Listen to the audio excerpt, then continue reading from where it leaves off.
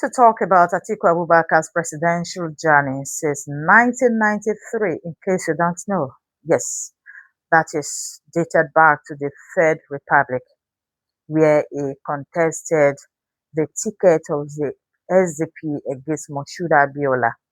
But Abiola won that ticket, went to the election, but the result of that election was never announced.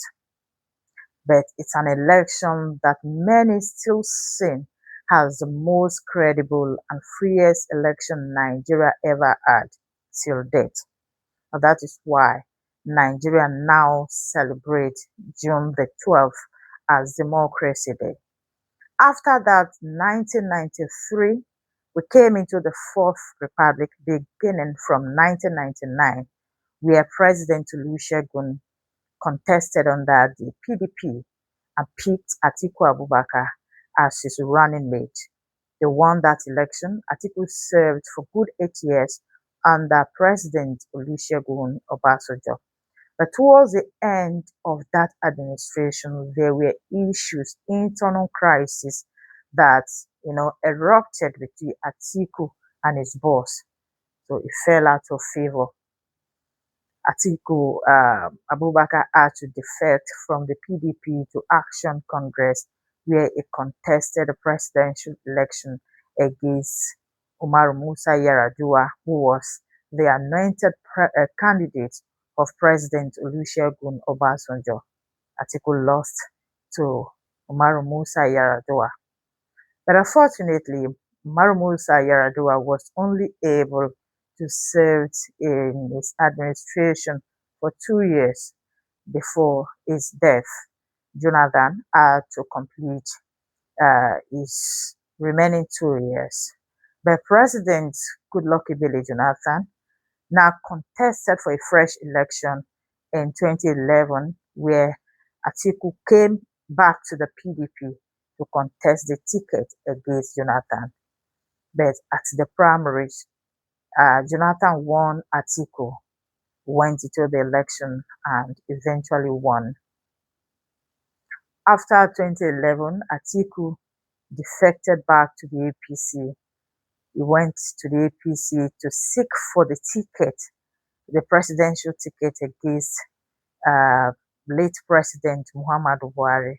Then President Muhammadu Buhari won that ticket and emerged as the winner of the 2015 election.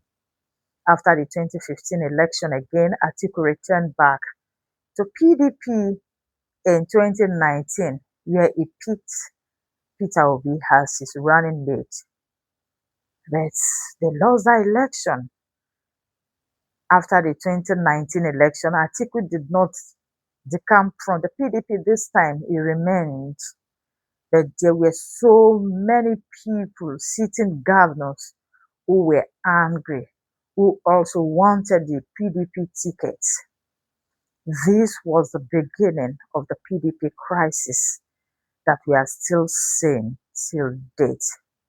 In the build up to 2023, the primary election, there were so many big wigs of the party, city governors, the Nyesom Wike, the Aminu Tambuwal, the Sheyi Makinde, the Emmanuel Udom, the Aminu Tambuwa. They were all interested for the presidential ticket under the PDP. But they went into the primaries at Eagle Square.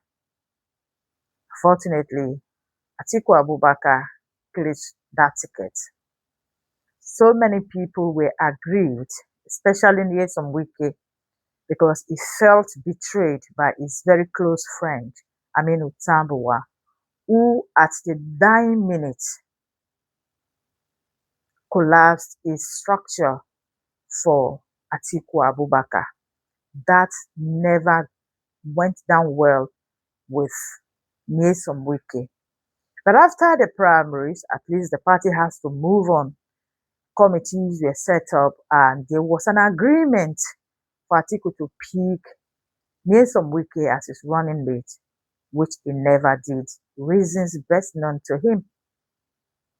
So there was big division. We had the G5 governors who rose up against him. But I think that it was at that 2023 election that built up the crisis that rocked the PDP.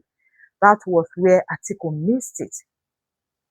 Atiku was not able to manage the crisis that rocked the PDP. If he was able to manage those crises, I remember again, Obi exited from PDP to Labour Party. This was a man who ran with Atiku. He also wanted a ticket. So Atiku was unable to manage the crisis that rocked the PDP, and that is the crisis that is still brewing in the PDP till date. Now, in 2027, we are headed towards the 2027 election. Atiku has defected again to African Democratic Congress, where he was able to pick the ticket for the presidential ballot again.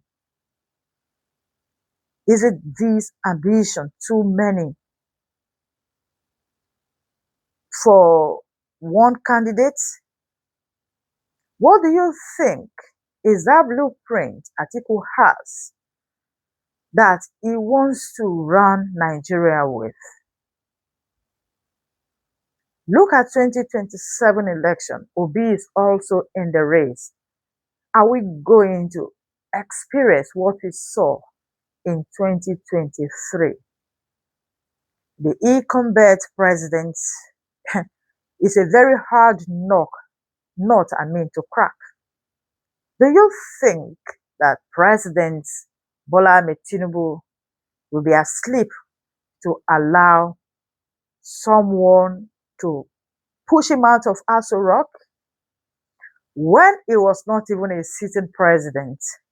No one could unseat him. No one could win him. No one could outsmart him. And now he is the sitting president. Atiku is also in the race. Obi is also there, this time for Obi from the NDC. So, for me, what do you think? This is a question I'm actually putting out for us to answer, which I'll be reading in the comment section. What do you think is that thing Atiku has for Nigeria or Nigerians that he has not been able to unleash except he becomes the president of the Federal Republic of Nigeria? I'd like to read your comments. Thank you.